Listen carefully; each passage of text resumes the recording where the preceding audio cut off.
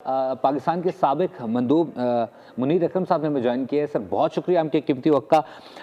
اس وقت بدلتی ہوئی سچویشن ہے آپ کے سامنے, یقینی طور پر تمام تر سچویشن ہے. واضح طور پر ایران کہہ چکا ہے اقوام متحدہ میں کہ ہمارے سے اپیل نہ کی جائے کہ ہم تحمل کا مظاہرہ کریں.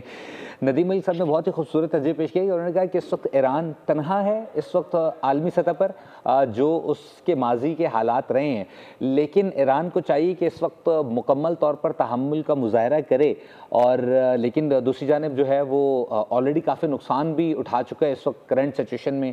آپ اس وقت بدلتی ہوئی سچویشن کہاں جاتے ہوئے دیکھ رہے ہیں, کیونکہ آپ نے یو این میں بہت دفعہ اس معاملے کو آتے ہوئے دیکھا ہوگا. یہ اب یہ جنگ چھڑ گئی ہے تو یہ چلے گی کس وقت تک؟ اب ایران نے جواب دیا ہے. میرے خیال میں اسرائیلی بھی رکیں گے نہیں, وہ واپس سے حملہ کریں گے. تو اب ایران کو یہی دیکھنا کہ اس کی دفاع کس طرح سے بہتر ہو سکتی ہے. جو میرے نظر میں پاکستان کی جو انٹرسٹ ہے وہ ہم دیکھتے ہوئے ہماری کوشش تو یہی ہونی چاہیے کہ یہ جنگ پھیل نہ جائے اور پورے خطے کو آگ نہ لگ جائے.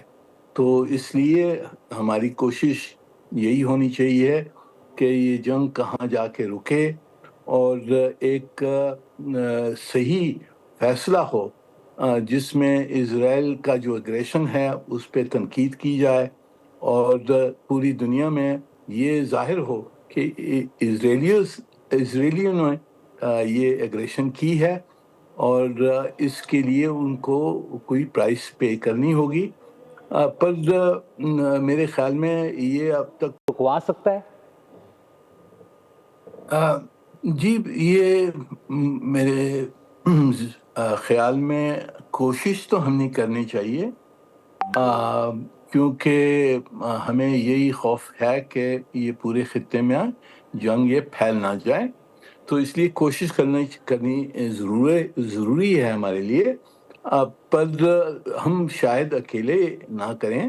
یہ ہم نے جو عرب اور اسلامی ممالک ہیں ان کو سب کو ساتھ کر کے ایک یونائٹڈ پوزیشن لے کر اور پھر فیصلہ کروائیں اس کے اوپر. منیر صاحب, آپ سمجھتے ہیں کہ ایسے میں جو یو ایس ایران اور اسرائیل کی جو وار اگر اس وقت چل رہی ہے, یہ اس وقت ایک نیا بلاک کریٹ کر سکتی ہیں عالمی سطح پر؟ جی, یہ دیکھیں, یہ بلاک تو پہلے ہی موجود ہے. جو اسرائیل اور امریکہ کا الائنس ہے اور اسرائیل اور ہندوستان کا بھی الائنس ہے. جیسے ہم نے دیکھا کہ کس طرح کی ان کی آپس میں کولیبریشن ہے. تو ہماری کوشش تو یہی ہونی چاہیے کہ اس جنگ کو تھاما جائے, یہ جنگ پھیل نہ جائے اور اس طرح سے کوئی اس میں سے ایک اگریمنٹ آئے جس میں ایران بھی عزت سے نکلے اور امن بھی آئے اس خطے میں. تو ہم نے یہ کوشش کرنی چاہیے. مشکل ہے, میں سمجھتا ہوں کتنی مشکل ہے اس وقت, پر ہم نے اپنی انٹرسٹ دیکھ کر, خطے کی انٹرسٹ دیکھ کر صلح کی طرف ہم نے کوششیں جاری رکھنی چاہیے. ٹھیک ہے, منیر صاحب آپ ہمارے ساتھ رہیے گا. سبسکرائب کریں اور بیل دبائیں تاکہ کوئی خبر رہ نہ جائے.